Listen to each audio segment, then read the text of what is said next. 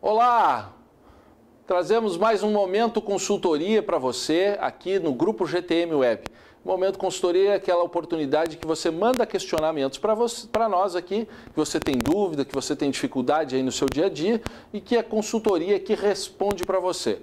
Responde por e-mail, mas também aproveita aqui para responder para todos os nossos servidores municipais que também têm dúvidas, têm dificuldades em relação a esse tema.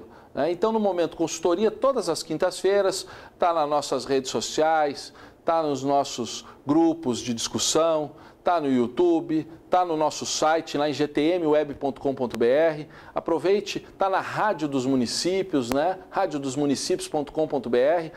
Todas as quintas a gente divulga para você aqui as perguntas, algumas perguntas da semana, seleciona para você a consultoria que responde no Momento Consultoria.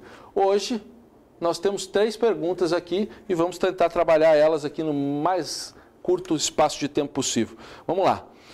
Aqui é a Luciana, fiscal de Adamantina, em São Paulo, que nos manda uma pergunta. Vieram aqui na prefeitura oferecer uma assessoria em bancos, uma coisa muito vantajosa.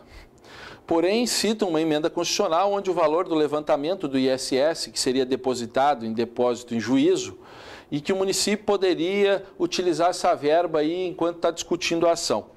Como é que você vê isso? Bom, então vamos lá. Olha, está tratando aqui de depósito judicial, fazer levantamento, né? Alguém foi lá oferecer uma consultoria e eu propus isso. Bom, de fato você pode fazer levantamentos judiciais de depósitos, na grande maioria dos municípios aí 70%, né? É o que está previsto nas legislações desses municípios. Já digo isso porque precisa ter uma lei municipal regulando o assunto. O que ocorre, na verdade, é que contra bancos tem que ter segurança que vai vencer esse processo no futuro, pois senão tem que devolver. Contra qualquer um que perder tem que devolver. Só que os bancos normalmente, esses consultores mágicos que aparecem na nossa prefeitura, propõem lançar leasing, propõem lançar cartão de crédito e tudo isso a gente sabe que a gente perdeu, está perdido hoje, pelo menos está perdido, por 9-0 no STJ. Então a gente faz grandes lançamentos que depois a gente pega o dinheiro e aí depois tem que devolver esse dinheiro que nós vamos perder e perder rapidamente, porque isso aí está meio pacificado neste momento. Por outro lado, os nossos gestores estão aí com a corda no pescoço e precisam de dinheiro, e seria uma espécie de empréstimo esse dinheiro, mesmo que tenha a perda da ação, poderia devolver depois, né? O problema é que os nossos municípios nunca fazem essas provisões e quando chegar a hora não vai ter dinheiro para pagar e levará o gestor que está naquele momento ao desespero. No final, o que acontece nesse processo, Luciana, é que vocês vão lançar os créditos no entendimento do município, daquilo que é devido pelo contribuinte, ele não vai pagar, você vai levar a execução ou ele mesmo vai buscar os tribunais para iniciar esse tal debate jurídico, ele vai precisar depositar os valores em juízo. E é após esse momento que o município pode levantar lá, por exemplo, 70%. O problema é posterior, se perder e tiver que devolver. Eu mesmo, às vezes, aqui na consultoria, indico municípios que possam se utilizar dessa política. Todavia, só vocês têm que ter a sensibilidade de saber como é que os dirigentes vão agir nisso. É um dinheiro barato, é um juro baixo, mas o ideal é naquelas ações seguras, mais certas, confiantes, tá? Eu estou deixando para você já no e-mail, mas aqui eu quero que os municípios que estão ouvindo possam entrar no Google aí, né, e pesquisar lá, depósitos judiciais Tubarão. E vocês vão ver todas as situações que podem ocorrer aí, como ocorreu em Tubarão quando perdeu, fez muito levantamento na questão do leasing, por exemplo, dos cartões, e depois ficou com 15% do seu orçamento atrelado a ter que devolver. Praticamente foi um caos para o prefeito naquele momento, né? Eu sei que a crise agora tem levado muitos gestores a essas iniciativas, mas é bom ter cuidado. Vamos rapidinho aqui para uma segunda pergunta, vem do Elson Soares.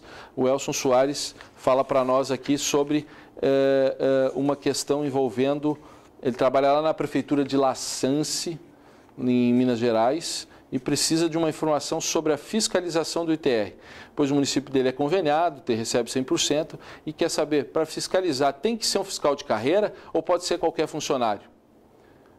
Se somente um fiscal, favor mandar por e-mail as informações. Eu já mandei lá para ele as instruções que falam disso. Mas aqui a resposta é sim, tem que ter efetivamente um fiscal para que você possa fiscalizar a ITR no seu município.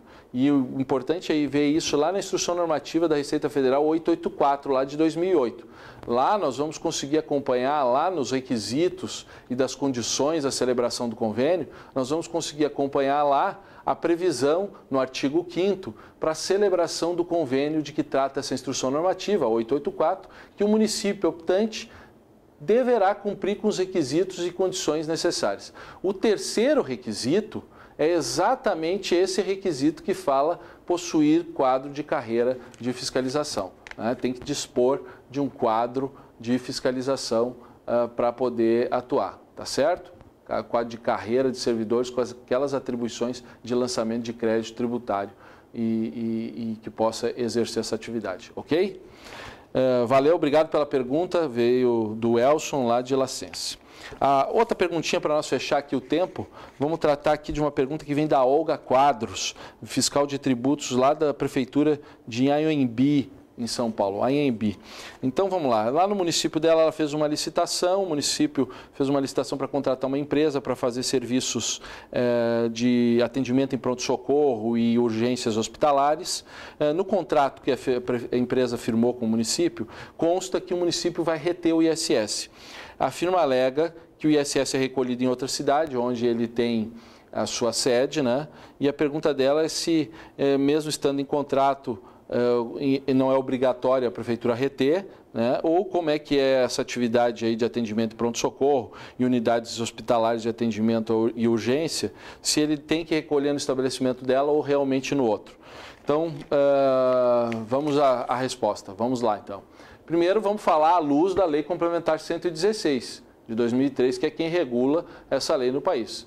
Segundo Olga, é fato que a regra do ISS é o local do pagamento no estabelecimento do prestador, exceto em algumas situações, que é o local da obra, para os itens 702 e 705 da lista, que é para o reflorestamento, que é para vigilância, que é para limpeza, e assim vai. O seu caso é de um serviço incluído no item 4 da lista. Não estaria nas exceções e, portanto, seria no local do estabelecimento do prestador.